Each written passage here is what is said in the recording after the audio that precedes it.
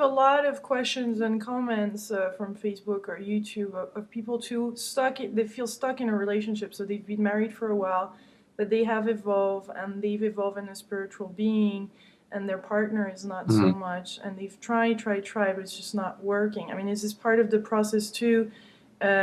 Completing some past relationships and some to move forward.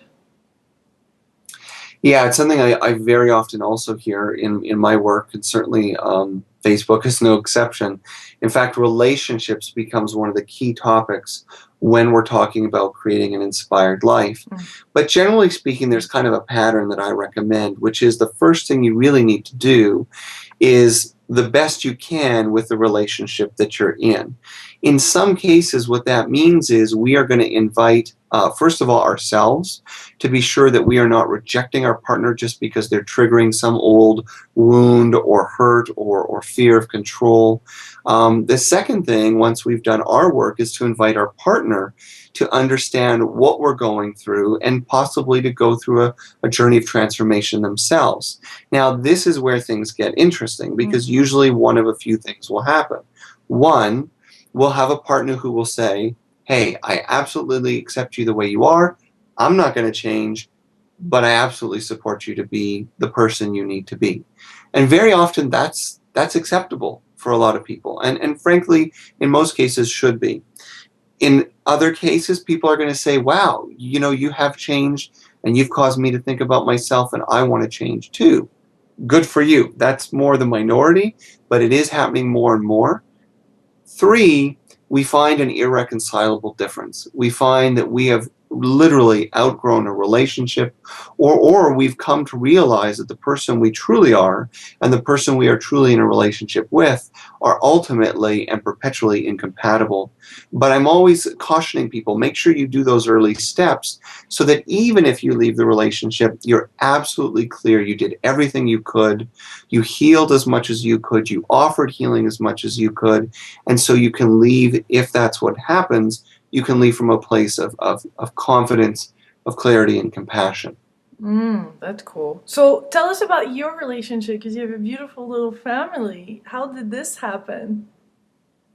Well, it's very interesting you should ask. I almost never get asked this, and yet this is one of the best stories of my life.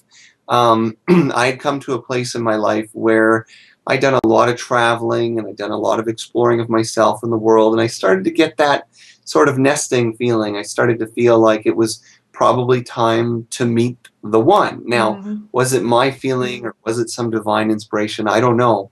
But one night I actually had a dream, a very, very vivid dream of this woman.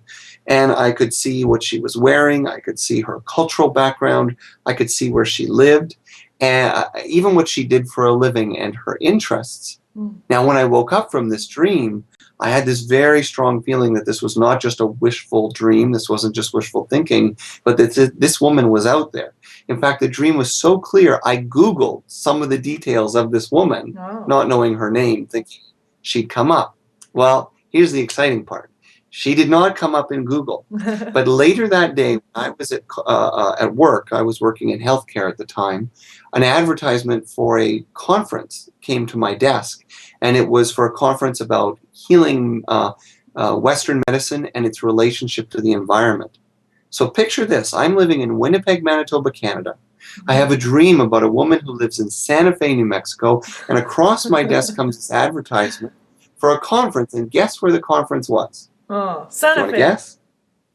I don't Well, know. that's what everyone says. Where But you are no, right now, maybe. conference, I tricked you. The conference was in Seattle. Oh, But the feeling inside was so strong, that's where she will be. And wow. believe it or not, 3 months later, I went to Seattle. I had a gift in hand. It was a little necklace that I had got that was made in Santa Fe. And I took it to meet the woman of my dreams. And fortunate for me, she was there. And she fit the description of the dream to an exact T. After we had lunch, then I gave her the gift. Everyone wants to know if she thought I was crazy. But I waited till after before I told her everything. And that's the remarkable story. And I guess more than 7 years later, still together. We're about to celebrate our 5th anniversary. And we have a beautiful little 2.5-year-old boy. that's such an inspiring story and Yeah, heart pretty good. opening. Yeah, really cool, really cool.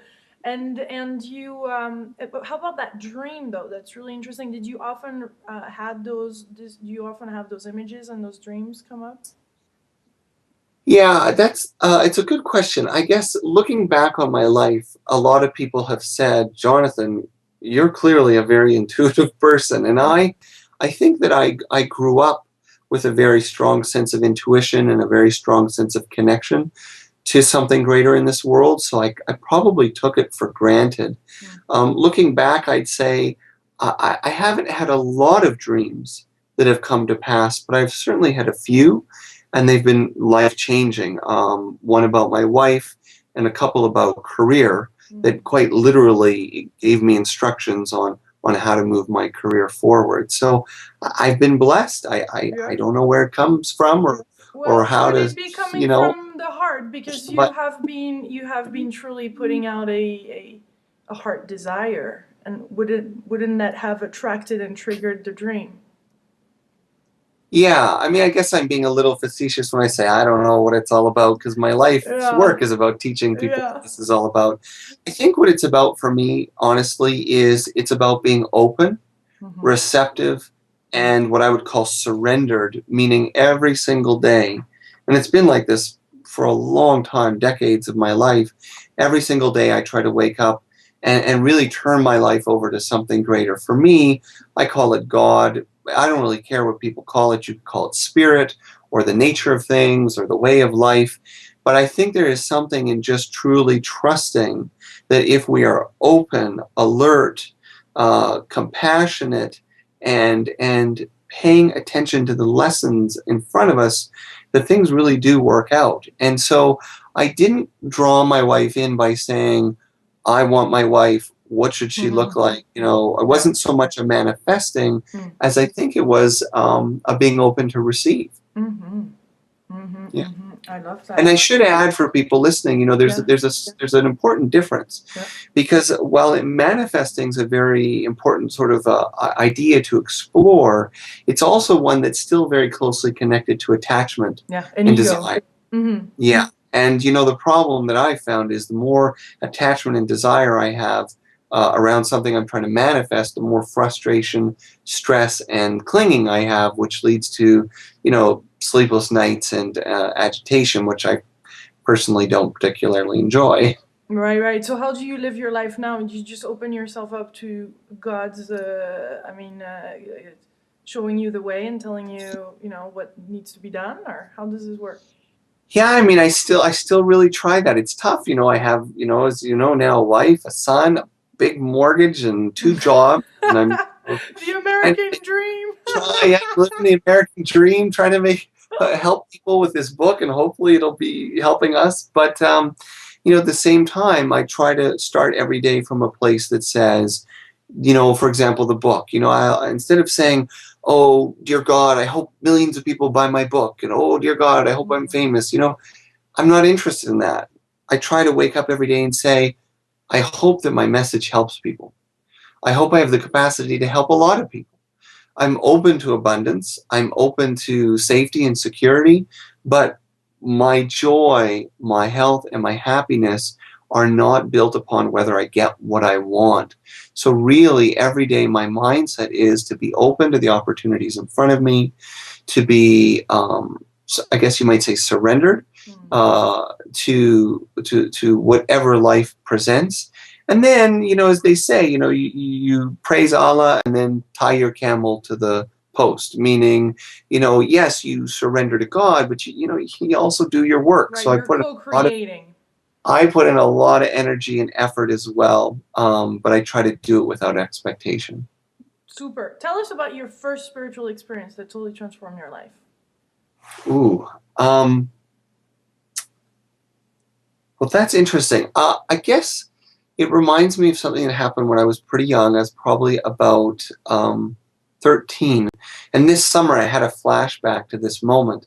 And the interesting thing about this experience was the experience actually first took place before I knew it took place. And then it changed my life when I realized it took place. So here's what I mean. Mm-hmm. I spent a lot of time in nature when I was a kid, and probably when I was about, sometimes I say 10, but really during the ages of 11 and 12, I felt most alert and alive to a sense of energy, intuition, spirit, and even wisdom that I would experience while I was, hiking or spending time in nature. And at the time, though, I sort of took it for granted because I didn't know other people didn't experience it. And when I was about 13, I started to notice as, we go through puberty, I'm paying more attention to what my friends are interested in, and I'm paying more attention to what the world thinks, and I'm Mhm. starting to notice that it's not the same as what I was encountering and feeling. And I came across a book at a bookstore called the Upanishads, which is a very old pre-Vedic text in Hinduism. It actually predates Hinduism as we think of it, but it's a very, very old book about spiritual wisdom, the Upanishads. And I remember I found it. It was just a cheap, thin little Penguin Classics. I actually still have it on my bookshelf with my original notes in it. And I took it out hiking with me one day, and I sat down and I started to read this book that is potentially, they say, about 5,000 years old, anywhere from 3 to 5,000 years old. And I Wow. started to read that these people writing this book were describing my exact experiences, as if they knew my thoughts, as if they knew my feelings. And not only did I suddenly realize that I wasn't alone, but I realized that this extraordinary way of being in the world, feeling energy, feeling vitality, having an intuitive sense, it's not only ancient, but it's universal. And that, I mean, that rocked my world and really set the stage for a life of study and service to help people realize the same thing. Mm, that's impressive. Yeah, I mean, you really have great energy. This is, I'm sure people watching this feel this too. It's like you're walking, or it's like you're totally a spiritual human being. I mean, it's such a pleasure to be speaking with you today. Well, I'm happy for whatever you see.